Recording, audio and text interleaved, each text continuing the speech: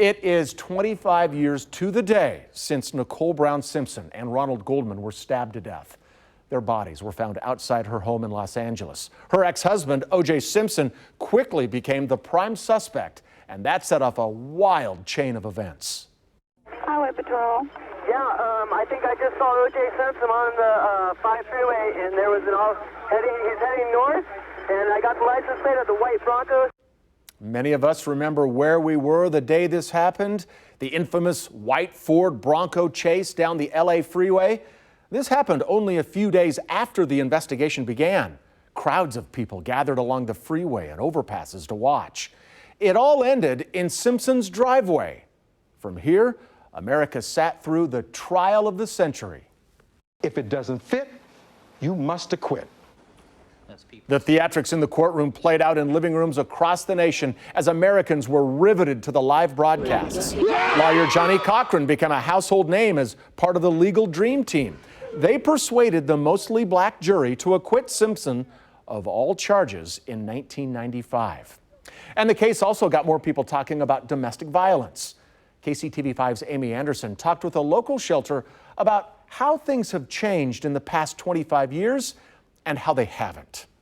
O.J. Simpson may have been acquitted in that brutal double murder, but there is no question Nicole Brown Simpson was abused, both physically and mentally. We sat down with the CEO of Hope House about how that tragic case helped bring domestic violence into the forefront. Where is that outrage? Where is that, oh my gosh, we have to stop this. We have to stop it. On the topic of domestic violence, Hope House CEO METHENY says a lot has changed in 25 years, but we still have a long way to go. Because we all know people who are victims of domestic violence. We may not know that we know that, but we all do because it's happening all the time, every day to people all across our community. I have O.J. in the car. METHENY maintains O.J. Simpson's celebrity status helped a lot of people realize domestic violence wasn't just something that happens to other people. Absolutely 100% not guilty. And regardless of whether he did it or didn't do it, she was a victim of domestic violence. Nicole's murder may still be unsolved, but in a sad twist, she likely helped other victims of domestic violence get help and showed them steps they can take to get safe. Steps she took despite the outcome.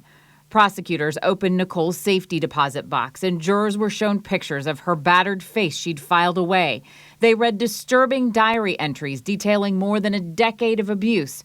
All evidence, said prosecutors, collected by Nicole in case something ever happened to her. The jury also heard 911 tapes O.J. Simpson. captured after the two had separated, He just drove me over. when Nicole frequently reached out to police for help. Okay, just stay on the line. I don't want to stay on the line. He's going to beat the shit out of me. Wait a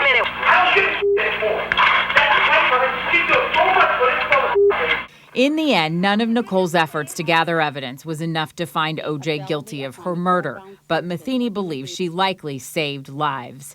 We've come far in the fight against domestic violence, but we're nowhere near finished. That's right there. METHENY says there's only one reason why we continue to allow it. If we as society can come together and say, this is not okay, we will end it. If you or someone you know is suffering and needs a safe place to go or just someone to talk to, you can call the Metro Abuse Line at 816-HOTLINE. All area shelters are linked there. Amy Anderson, KCTV5 News.